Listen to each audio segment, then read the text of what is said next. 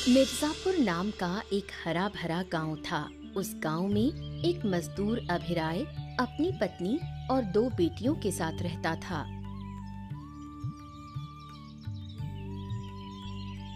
अरे माँ, आज क्या बनेगा? घर में तो कुछ भी नहीं है पकाने के लिए। क्या बनाऊं बेटी? हमारा गरीब का घर है, इंतजार कर, देख तेरे पिता क्या लाते हैं। ठीक है माँ, तुम आराम करो, तुम्हारी तबीयत ठीक नहीं रहती। तुम चिंता मत करो, मैं कुछ इंतजाम कर लूंगी। बहुत देर हो गई है, तेरी बहन अर्पिता अब तक दिखी नहीं। दिन भर सज धज कर घूमना ही सब कुछ नहीं होता, थोड़ा काम भी करना चाहिए। बड़ी बहन को देखकर कुछ सीख तो सकती है, कितना काम करती है। माँ, वो अब तक सो रही है। क्या? इतनी देर तक अब भी सो रही है? दिन ब दिन कैसी होती जा रही है वो। मेरी तो अब चिंता खत्म ही नहीं हो रही।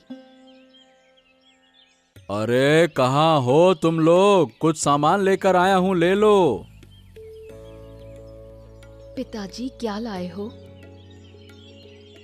क्या लाऊं बेटी, आज भी ज्यादा कुछ ला नहीं पाया। थोड़ा कचू यानी कि अरबी के पत्ते और साग और दाल लाया हूँ, वही बना लो।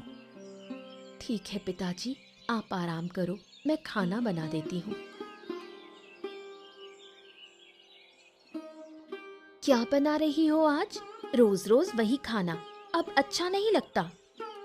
क्या बनाऊं और? पिताजी वही लाए हैं।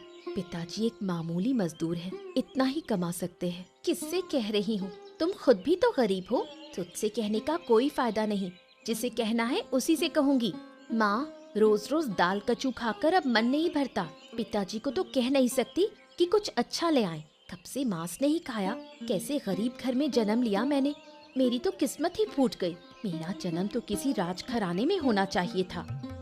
इतनी देर से सोकर उठी और अब चिल्ला रही है। घर के कामों में थोड़ा हाथ बटाएगी या नहीं? पिता को लेकर इतना कहने की क्या जरूरत है? तेरे पिता मजदूर हैं, ये बात क्या हर बार याद दिलानी पड़ेगी? पिता मजदूर हैं तो क्या हमें मांस मछली खाने की इच्छा नहीं हो सकती? क्या कह रही है ये सब? ऐसी बातें करेगी तो कैसे चलेगा? घर के दुख सुख समझने होंगे। अपनी जुबान संभाल, नहीं तो तेरी शादी करने में बहुत मुश्किल होगी। बड़ी बहन को देखकर कुछ सीख ले, कैसे बात की जाती है। तेरी ये बातें सुनकर तुझसे कौन शादी करेगा?